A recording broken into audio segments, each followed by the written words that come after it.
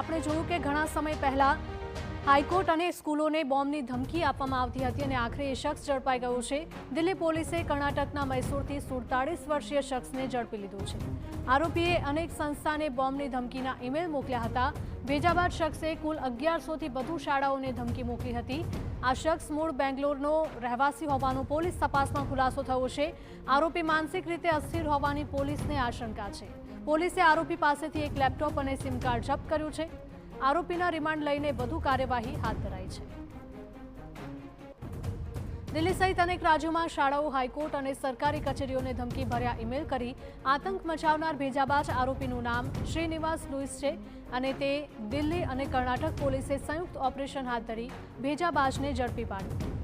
અનુસ્નાતકની degree મેળવેલા બેરોજગાર આરોપીએ અનેકવાર ધમકી ભરેલા ઈમેલ કરીને તંત્રને દોડતું કર્યું।